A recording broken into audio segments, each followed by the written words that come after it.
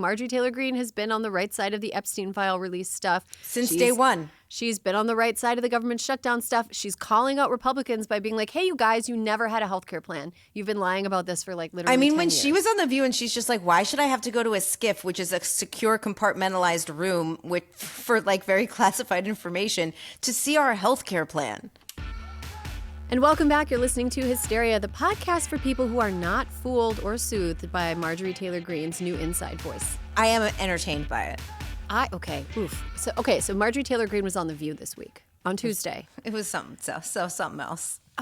It was something else because I didn't scream and turn it off in 5 minutes. I watched her entire appearance, and I say this as if Marjorie Taylor Greene has no haters, then I have departed the mortal coil. You know, like I'm dead. I'm not a Marjorie Taylor Greene fan, and I never will be. No, her appearance on The View was a very scarily effective appearance. Who is real Marjorie Taylor Greene? Is it the shrill, yelling, angry P90X Marjorie, or was it the somewhat demure, maybe beta blocked, maybe on benzos at the table with The View? Who was it? But it was. Here's the thing: for the first time, don't agree with her. But I did listen to her because she spoke in a way that was appealing. She spoke in a way that was like socially acceptable. That's a better word. Socially it was not appealing. It was socially acceptable. It was a peaceful interaction. Yes, it was a peaceful interaction. I think that, Marjorie Taylor Greene is on what our friends at the Bulwark have described as a makeover tour, which I think that's a fair characterization of what she's doing right now. What I found a little insidious about the whole thing is that she was using statements that were very like beauty queen statements that are like, we all just want Americans to have like affordability, blah, blah, blah, blah.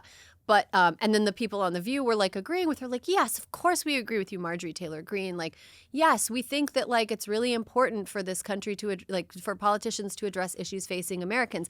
I think that we are the conversation around the Marjorie Taylor Greene appearance is missing some examination of what the words Marjorie means when she says them versus the words what they mean when people on The View say them. Americans. Oh, yeah, sure. There's some ships passing in the night. Yeah. What do you mean by Americans, Marjorie? How do they look? How many crayons do you need to color them? Right. You know what I mean? Like, yeah. and like, I think when The View, when the hosts of The View and when normal people hear that, they think what the people on The View thought, what the panelists seem to think, which was that, yes, people who live in America. I think that that's something that kind of is the way that like insidious people with fascist inclinations, that's how they ingratiate themselves to the mainstream before you like them enough that when they come out with the like, surprise, white nationalism, you're like, oh, but I like her, but now she's doing this thing that I don't like. So there's going to be a Jack in the Box moment where like that shit pops back out. Yeah. And I think that we shouldn't be surprised when it does. And what she's doing right now is just trying to get people to like her enough so then when it pops out, we like her too much to kick her out. Right. That's not ever going to be our problem. No, it's not ever going to be our problem. No, but like you did see when you watched The View, it's like Sani hosted, and I'm not saying anything about Sani, but she was like leaning in, and I was like, oh, Sani, you in danger, girl. Like, careful. Like she's not, it's interesting, it's not safe.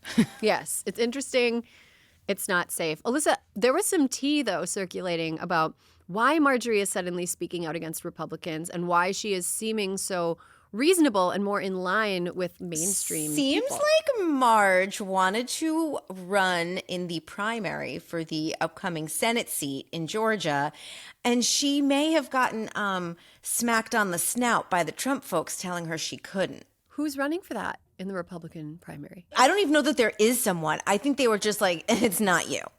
Yeah.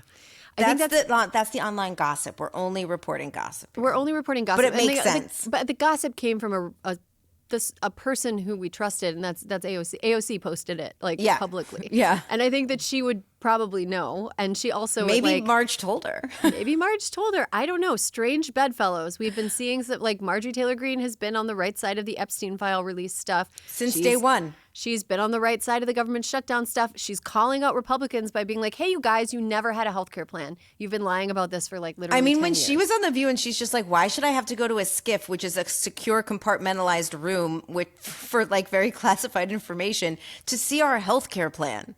Yeah. I was like, Marge, using all the words? Yeah. You're asking, Alyssa, you asked earlier, who is Marjorie Taylor Greene? And we did a deep dive on her for This Fucking Guy episode a couple years ago, which probably needs an update at this point. But something I learned when I was researching her is that Marjorie Taylor Greene has always sort of been an element that takes the shape of whatever space she belongs in.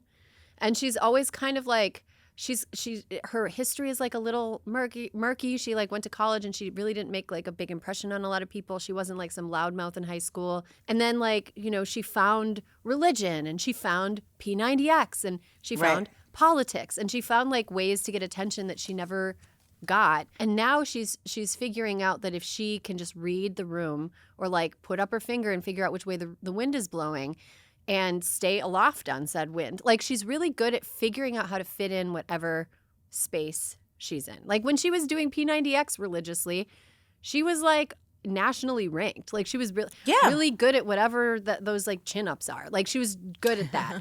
But now she's really good at figuring out how to get attention and figuring out how to get people to lean in and listen to her, even though she spent so much time alienating people. So I think that's what makes her dangerous. Is I don't think that she is smart. I do think that she's a true believer, and I think that she might be kind of emotionally intelligent, and I use that in just a clinical term, in a clinical way. I think that she can assess the situation as what can I say that can get me what I want in this situation, and then she says it. Yeah. So anyway, she's out there. We're on to her. TBD if people will also not be fooled, but we'll see. Oh, and we have to wait and see what her actual end game is. We have to see what her that actual will end be game revealed at some point, right? And it's not that I think that people can't be forgiven, but I think I am a Catholic, culturally speaking, and I believe in penance, right? If you do a sin, if you do something bad, you can certainly come back from it, but you got to do a bunch of stuff before you get the thing, before you get the reward of the comeback. And sometimes the thing that you did is bad enough that you can never, ever totally make up for it. But the more you work to make up for it, the less I think that you're a demon. So I think that she's somebody that I think what she wants is to come out the other side of all of the things that she's done and all the things that she said and all the things she stood up for and all the harassing she's done of high school shooting survivors and expect to just be I'm okay now. I'm nice now. And it's no, Marge, if you truly want to be taken seriously as a morally okay human being, you have to reckon with all of the things you did. You can't just, that shit's not going to slide. Hysteria is brought to you by The Tamsen Show. What if midlife wasn't the end of the story, but the start of your strongest chapter? On The Tamsen Show, Emmy-winning journalist and New York Times bestselling author Tamsen Fadal has the conversations too many women were never invited into. She's joined by powerhouse guests like Halle Berry and Stacey London, along with leading experts on dating in midlife, navigating divorce, and building real confidence for what comes next. This isn't small talk, it's real talk, smart, unfiltered, and deeply relatable. Whether you're facing brain fog, hot flashes, or a total life reset, The Tamsen Show is your guide to clarity, strength, and connection as you move forward. New episodes drop every Wednesday wherever you get your podcasts, because you shouldn't have to go through this in the dark, and you'll never have to ask, why didn't anyone tell me? Listen to The Tamsen Show. Your strongest chapter starts here. Hysteria is brought to you by Honey Love. Alyssa, what do you personally love most about Honey Love bras this time of year? This time of year. Specifically this time of year. I love my Honey Love all year, but I guess specifically when we get to the time of year when you wake up in the morning and it's cold out, and then by lunch you have to shed all your layers, and then it's hot on your way home and then cold again at night. I like that my Honey Love does not overheat me. Yeah. Okay. That is important. It's important in this period of my life. I think that along those lines, this is a time of year where it's really easy to feel uncomfortable, like temperature wise, like it's too cold, it's too hot, it's too, there's all these situations where, I just ate a giant meal and now I'm like at a party with a bunch of coworkers, whatever. It's like, it's an uncomfortable. You don't want things rolling down. Yeah, you don't want things rolling down. You just want to be as comfortable as possible during the times that you have control over your own comfort. That's why I like Honey Love bras. Most bras are uncomfortable and come off the minute you get home. Hey, who's been spying on me? But Honey Love is different. Their wireless bras are so soft, lightweight, and supportive, you'll actually forget you're wearing one. Whether you're traveling, running around in cozy layers, or dressing up for holiday parties, Honey Love bras give you effortless lift and support without stiff wires or bulky padding. It's designed to move with your body, not against it, so no more digging straps, underwire pokes, or constant adjusting. Just breathable support that feels like a second skin wherever the season takes you. So go ahead, ditch the wires, ditch the discomfort, and step into confidence this season because your bra should make you feel as good as your holiday looks do. And Honey Love isn't just about bras. They've got shapewear tanks and leggings that are just as comfortable and supportive.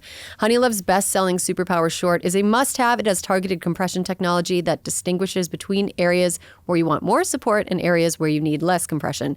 Plus, the best part is it won't ever roll up or down thanks to flexible boning hidden in the side seams. That is so important to me. So treat yourself or someone special to the most comfortable and innovative bras on earth this holiday season. Save 20% off site-wide at honeylove.com/hysteria. Use our exclusive link to get 20% off. That's honeylove.com/hysteria. After you purchase, they'll ask you where you heard about them. Please support our show and tell them we sent you. Celebrate the season feeling confident and comfortable with Honey Love. All right. So before the break, we were talking about people being mad and Trump holding hungry people hostage. The same night that SNAP benefits expired, Halloween night, Trump hosted a party called A Little Party Never Killed Nobody, which was a Great Gatsby and bad grammar themed costume party at Mar-a-Lago. Classy. So, Alyssa, are the rich asking to be eaten? Do they want us to eat them? What on earth was this? Look, I understand that we've come a long way from, when we were in the Obama administration and we'd be like, well, something bad has happened in the world and there's a hurricane. There's a hurricane on the other side of the country, and so we should cancel the fundraiser we have tonight 3,000 miles away. That's just how we were. That was just, what is the downside to playing it safe? These guys... Also, Trump, stop hosting theme parties and then not getting dressed up. That is the other thing that makes him like the lamest person on earth. It's like Great Gatsby and everyone's got their fake jewels and like all around their head and their flapper outfits on. And he's just sitting there like a bump on a log. He didn't even end the party floating face down in a pool. It's a Great Gatsby. He didn't even get hit by a car. Or hit someone with a car. How can it be a Great Gatsby party if the host doesn't end up floating face down in a pool, right? No. Right? He's boring. And the party looked, it was opulent, but also looked lame. Yes. It just looked like, did you ever play that game with your sister where you would look at a catalog and imagine having the most expensive thing in the catalog? No. Like Claire did. Claire's nodding. Okay. Claire's nodding enthusiastically. But I used to imagine, we would get party catalogs because my mom was a yearbook advisor at the local high school. And I would imagine having the most expensive prom. I would go through what if we had this curtain, whatever. And I was 8. Right. I feel like that's what they did at Mar-a-Lago. They just went through the prom catalog and they were what if we had the velvet tablecloths? And it's who's going to clean that shit? Awful.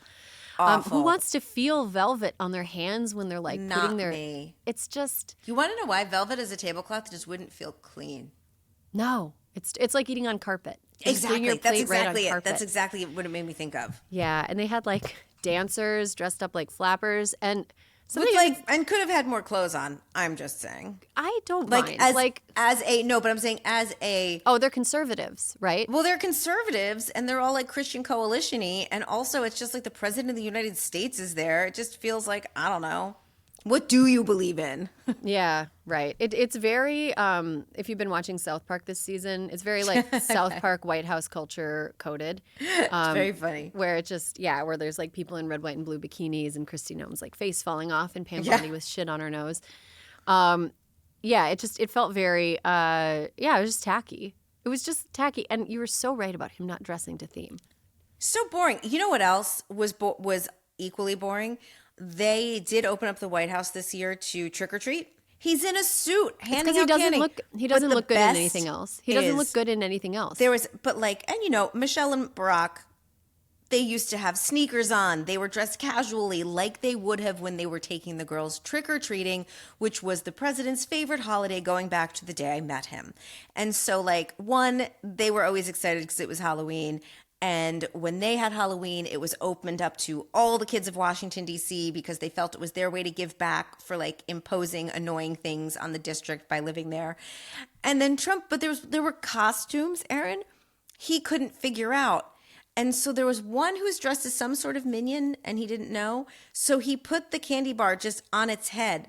And then Melania this is the second time he's done this. He did this during a previous Halloween during Trump. He did it again. And then this time there's Melania dressed in a wool overcoat who was like, I guess this is what we're doing. And also put the candy bar on the head. And then the poor little guy just walked away real steady so as to not knock the candy off of his own head. It was so weird. I was like, I've never seen any people so uncomfortable being around human beings. Being around children. I feel like there's, I think Pete Souza posted something. Ben Rhodes' little girl. Yes. And pictures of Obama playing with her when she was dressed as a little elephant.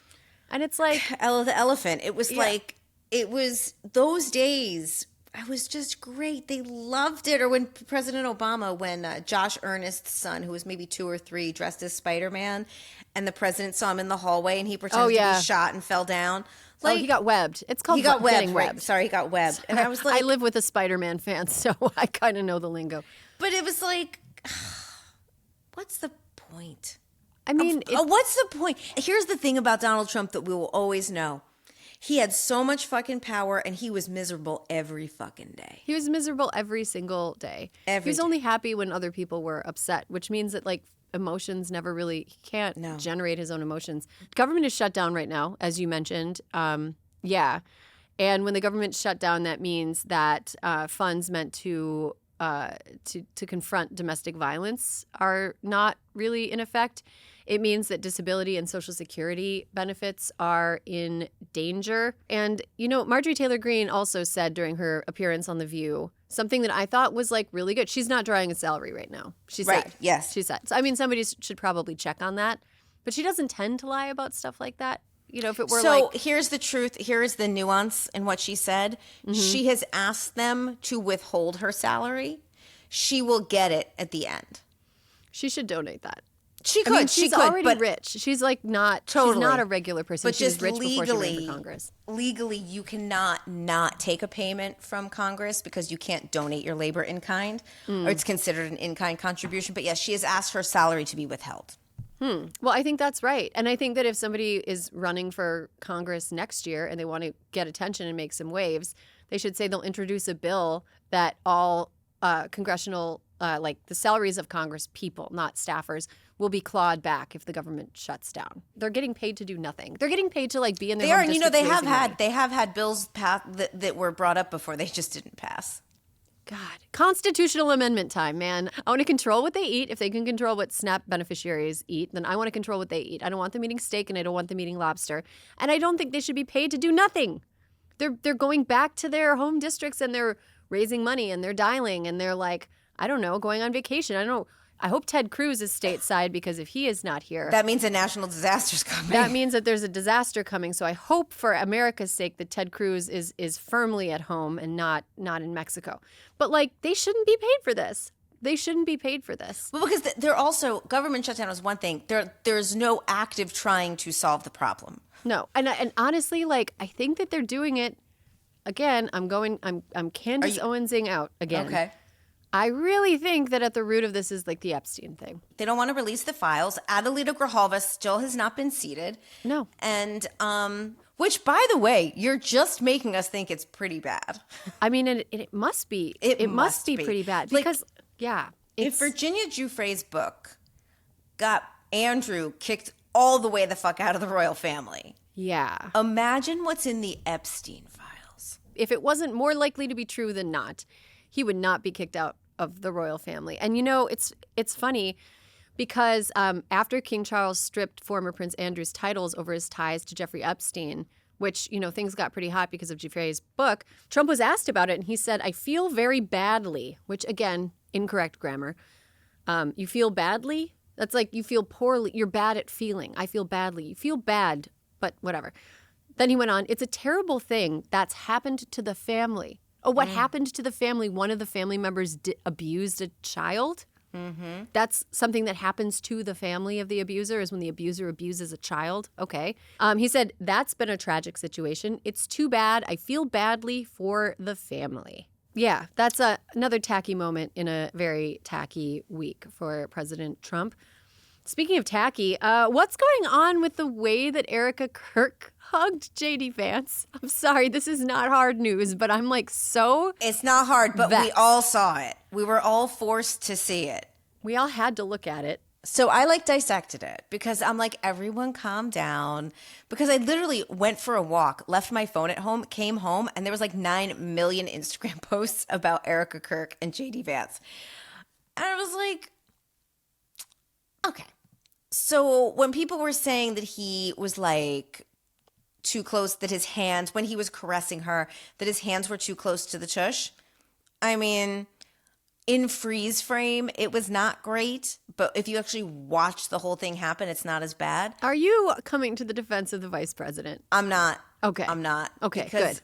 The thing that makes no sense to me is the caress of his head. Yes. That's Right? That's an Erika problem. Yeah. But like, have you ever hugged a male friend like that? Have you ever put your Never. hand in his hair? Never. Never. Let's be clear. The founders of Crooked Media, I have known for over 20 years through good times and bad, wins and losses. We have never touched in a way like that ever. Like ever. Not on birthdays, not at marriages. Never. Yeah. Yeah, Never. it's a weird way to hug your friend, especially a friend who is married, a man who is married. I found it to be like disrespectful to his wife. I mean, like, not to put the blame on Erika because It's very intimate. The way she held his head felt intimate. yeah. So this happened at an event at the University of Mississippi where Vance was the headliner, filling Charlie's old role on the debate stage. Pictures from the event went viral after Vance hugged Erika Kirk, putting his hands on her hips. She put her hand in his hair. But the reason that I think it really kicked it up a notch, it could have just been like, okay, that was a weird hug shared by two deeply weird people. So this was at the same event where Vance made these bizarre comments about his wife's faith. Yes. His wife, Usha Vance, is a Hindu, and she didn't convert to Christianity. They actually had a Hindu wedding ceremony. Yeah. Yeah. He said that he hopes that she converts to Catholicism from Hinduism. And yeah, the way he said it, where he like couched it with so much, where he's like, but it's fine that she's not a Christian. But I'd love it if she were a Christian. But it's fine if she's not a Christian. But wouldn't it be great if she were a Christian? And I'm But it's really okay. hoping she becomes a Christian. Yeah, he couched it with like all of this like slimy language that gave him plausible deniability. But like the nut there was what he was trying to get out of that was to try to placate the part of Kirk's audience and conservatives as a whole that are uncomfortable with the fact that he's married to a brown woman who is a Hindu. They're uncomfortable. So what he's trying to do is be like, hey, look, I wish she wasn't. But it's okay. But like you can't have Right. you can't have your conversion and eat it too, JD. You can't have your Eucharist and eat it too. The other thing that gave it oxygen was that since the day of Charlie Kirk's murder, JD has been, in my personal opinion, flying a little too close to the sun. Like, he, within days, if not the next day, was hosting his podcast from the White House, talking about the movement, the speech that he gave at the funeral. I mean, there is something that putting anything about Erika Kirk totally to the side, there is something that feels a bit single white male about how JD is currently moving through the world. And if we're going to be super crass, looking at the election results last night, like, Trump's not gonna, if Trump were to anoint J.D. Vance the king of MAGA, it's not gonna do shit for him. Becoming the next Charlie Kirk. Yeah, I think I agree with you in points that you're making, but not all the points. I think that Charlie Kirk had again, I never was a fan of him. I found him to be gross. But I think Charlie Kirk had a draw and a charisma that J.D. Vance just does not have. 100% agree. And I think that what they're trying to do by like slotting him in is like the same thing that like an influencer might do when they're trying to like have a million or like a wannabe influencer. Absolutely. They would just buy a popular account that's been engagement farming, right, and just like slip their username in, and suddenly they've got a ready-made 300,000 followers from something that used to be cat memes or whatever, and then they change the name of cat memes, and then suddenly they're an influencer. I feel like they're trying to do that with J.D. Vance, and the problem with that is that J.D. Vance is a fundamentally unappealing little twerp. And Charlie Kirk, got no riz. He's got no riz. And Charlie Kirk, I wouldn't say had riz, but at least he had more than he had real charisma. He had charisma, and it's this thing, right, that we've been talking about since the last election. It's like when everybody's like, well, who's going to be the Joe Rogan of the left? And it's like, no, you miss the point. Joe Rogan is Joe Rogan because he is Joe Rogan. Mm-hmm. The same applies to Charlie Kirk. We're going to have to start hitting a guy on the head a lot if we want to have a Joe Rogan of the left. Right. Do we have a guy that's willing to get hit on the head a lot and then talk into a microphone? But Charlie Kirk was unto himself special, not in what he said, but in the way he was able to communicate with people. Mm-hmm. And how much money he had behind him. And that too. Yeah. And he built it himself. And you know but you just see J.D. Vance like eyeing that mantle. Right. The game is that they're trying to do like what they did between Back to the Future and Back to the Future 2, which is where they just switched Jennifer and we're supposed to not notice. Right. Like, that's not the same Jennifer. That's not Charlie. I know who that is. That's not Charlie. You know, it's an interesting switcheroo attempt, you know. It's like it sort of is like, what if that conspiracy theory about Avril Lavigne being switched was real? What if we just had a different Avril? Like, I feel like that's what they're trying to do, but like for real life and with like and in front of our eyes. Yeah. Yeah, it's just, I mean, J.D. Vance he's too old. He's 10 years older than Charlie Kirk, I think. Yeah, he's like 41. 10 years older. So he's like, it's got a very how do you do fellow kids vibe to it. And like, I don't know if it's going to work, but I don't know. People have impressed me with their stupidity before. Maybe Charlie Kirk's audience really is that stupid. But for a day or two, the internet was wild. But for a day or two, the internet was wild. Let's talk a little bit about Nancy Mace. Speaking of wild. This nut. Oh, Congresswoman, gubernatorial candidate, and fucking guy, Nancy Mace, allegedly cussed out police officers at the Charleston International Airport last week. She called them, public servants, mind you, fucking incompetent after her security escort at the airport was derailed by her own late arrival. Erin, I have worked for several members of Congress, United States senators. If you need the escort, you are told a million times over, you best be on time. Mm-hmm. That's how it works. They've got other shit to do. They're not just sitting there all day waiting for you. They're protecting things. She also harassed TSA agents who just so happen to be working without receiving paychecks right now. Cool. So they were in a great mood, and they love getting yelled at just normally when they're getting paid. But getting yelled at for free, that's got a special... Top 10. In the days that follow, she doubled down on her behavior, as she often does, tweeting a rant that called for the airport's CEO to resign and posting 18 minutes of airport security footage set to dramatic instrumental music, which didn't seem to prove a thing. Nancy Mace is I say this just because Nancy Mace is unwell. Like... Everybody who is unwell isn't an asshole. Nancy Mace is an asshole who is unwell. Like, she is cuckoo bananas, and I can't believe that she's actually in the conversation to be governor of South Carolina. Then again, you know, like we've said on the show, South Carolina is haunted. And so, of course, maybe they deserve to have a haunted governor. I don't know. She really went apeshit, and we'll see who's going to come out on top here. I think she's still currently being sued for defamation. because of some pretty wild statements she made on the floor of the Senate or the House. Of the House of Representatives earlier this year. But if you want more information on Nancy Mace and just the rainbow of her insanity, you should check out our episode of This Fucking Guy on her. I think I was driven to the brink of insanity when I was writing it. All right, we're going to take a quick break. When we come back, Sani Petty. Hysteria is brought to you by Fatty 15. Alyssa, what are your thoughts, feelings, and concerns about aging? Erin, they're plentiful, okay? My skin is dry. My bones ache. I'm kind of itchy. I guess that's from the dry skin. And I'm getting wrinkles. So how's that? Is that a good summary? Yeah. You know what's happening to me is I used to be someone that could sleep through a freight train. I used to be somebody I could fall asleep anywhere. If it was time for me to go to bed, I could just lay down and I would fall asleep and it would be and I would sleep through the whole night. And now I'm like a damn baby. I wake up, if I get woken up at 3 a.m, I'm not going back to sleep until 6. Like there's just no way. I'll lay there with my eyes closed and be like, why won't sleep happen? Or I'll feel myself falling asleep and I'll wake myself up. It is awful. I hate it.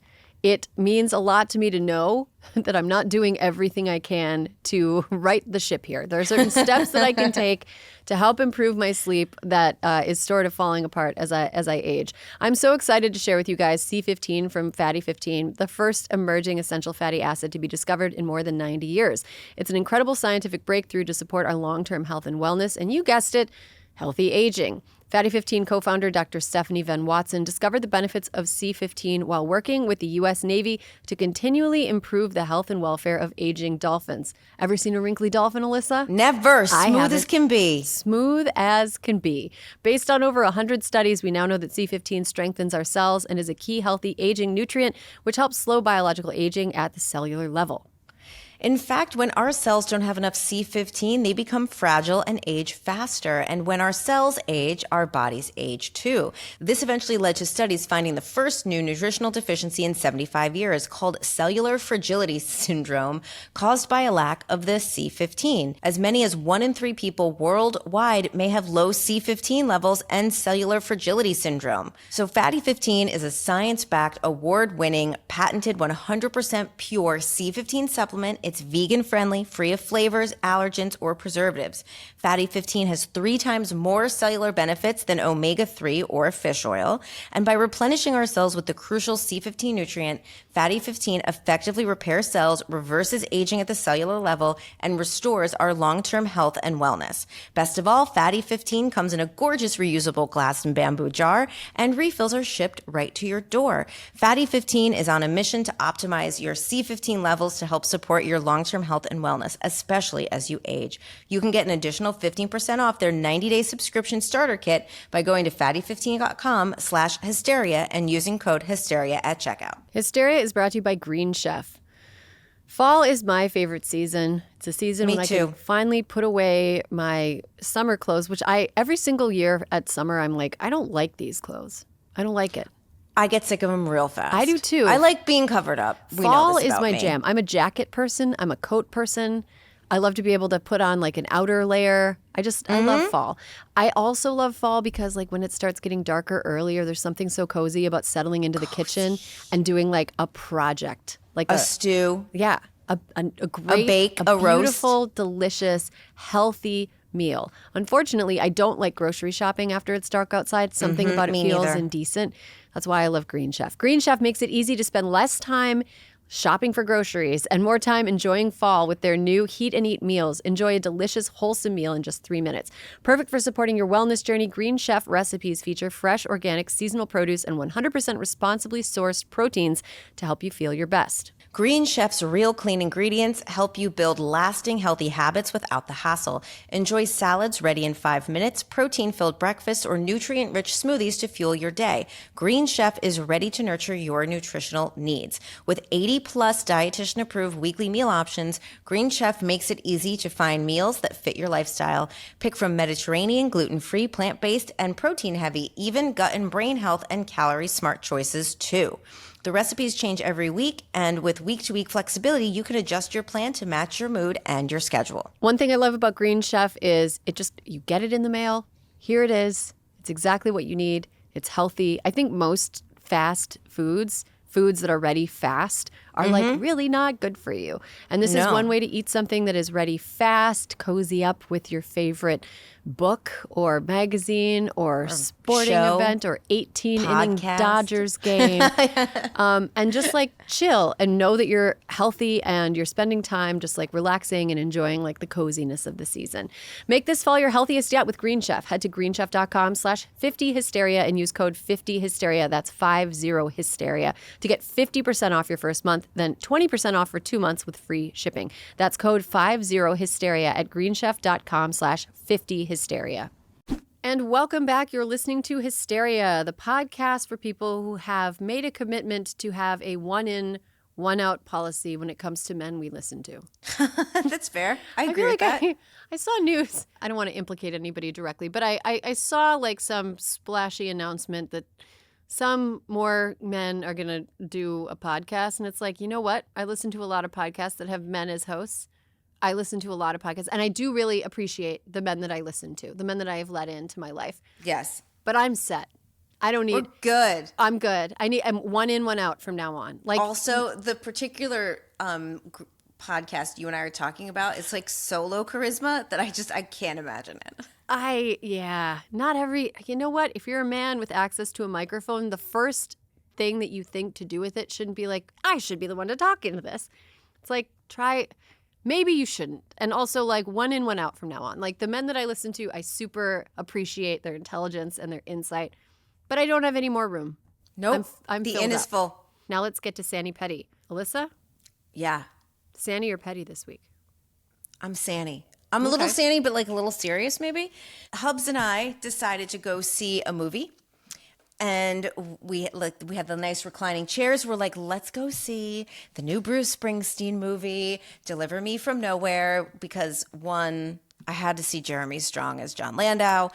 And okay, I was aware of what the movie was, but the trailer is really Bruce in a concert, right? And so you think it's going to be some sort of like music-y. It is incredibly dark, but I think that Bruce Springsteen is such like an American hero for making this movie, for participating in it, for wanting it to be made, because it shows Bruce, which I think like so many of us can relate to, that basically like Bruce was great when he was on stage, but after he was done touring and about to start writing the Nebraska album, he was all by himself in a house in New Jersey on a lake, and over the series of several months, he had a nervous breakdown. And when you look at someone now like Bruce Springsteen, and the publicity around the movie is, of course, like Jeremy Allen White and Jeremy Strong and all the people in the movie. But the interviews with Bruce have been about him talking about his mental health and how he saw a therapist and how he has seen a therapist for the last 60 years. And I just think in a world where we worry about the mental health of men and the role models that they have, that I thought that it was a very special movie. There's a scene in the movie when he goes to the therapist for the first time, and it got me so emotional. My husband's like, "Why are you sobbing?" Like, guess it's a sad movie, but particularly right now, why are you sobbing? And I was like, "Well, because a year ago I went to a doctor and I had felt as bad as I had ever felt." And he looked at me and he said, "I can tell you this: you're never going to feel worse than you do today. And I promise you that." And he was right. And I never did. And there was something about that moment about Bruce, because the therapist basically was just like, after Bruce had held it in so long, he just started like sobbing. And Bruce says that Jeremy Allen White's portrayal of how he felt during that time was very accurate. So I thought that it was like a very different kind of music, because it wasn't a music movie, but I just thought it was great. And I think that a lot of people should see it, especially the type of fan that Bruce has. They should all go. That's great advice, and that's very wholesome. You're back to wholesome, Alyssa. Just today. Yeah. Just today. Wait till next week. But this one was wholesome. Yeah. All right. I have a Sani, but it's a Sani for a totally different reason. Okay. This week, Jennifer Aniston made it official that she is with Jim Curtis, who is like a non-celebrity. I think he's like a hypnotist or something, or a hypnotherapist. He's a hypnotherapist, right? And they're Instagram official, and they seem super happy. And I am like Sani about this, because I have to tell you, over the last 18 months, I've gotten so many texts from people that I know that are like, are Barack Obama and Jennifer Aniston Do you have any idea? And they're all so from many like, different walks of life. People, I'm like, where did this rumor come from? Why do people think this is true? Like, if this is like disinfo, it was like really masterfully seeded disinfo because it somehow crazy. It got into the like fibers of people. It got into the fibers of social groups, and I'm like, I don't know how all these people would have heard this same story. And first of all, I don't know. I've never worked for Barack Obama. Like I've met him a few times just in my like career as a journalist. Right. But like I don't know. Like I don't know. And like I work at a company run by people that like that are closer to him than that. But like I don't have access to that information. Like no, I haven't. He would never. But it was funny. But people were taking it. It was pervasive. So seriously, really like big deal celebrities who I normally do not interact with at all were asking me questions. Entertainment reporters were asking me. Political reporters were asking me. And I was like, are you coming to me because you think I have a secret job scheduling their rendezvous? Like, why have you come to me? Like, why are we here? And no, people, I heard about it for months. Mm-hmm. People, I think, maybe people just like love it and it's funny and it's, I don't know. Okay, first of all, no shade at all to Jennifer Aniston. I think she's actually lovely. Like a very like, and I think she's a supporter of similar political causes that I'm a supporter of. I've seen her in person at a few events, and she's like one of the most beautiful women I've ever seen in real life. She is so beautiful.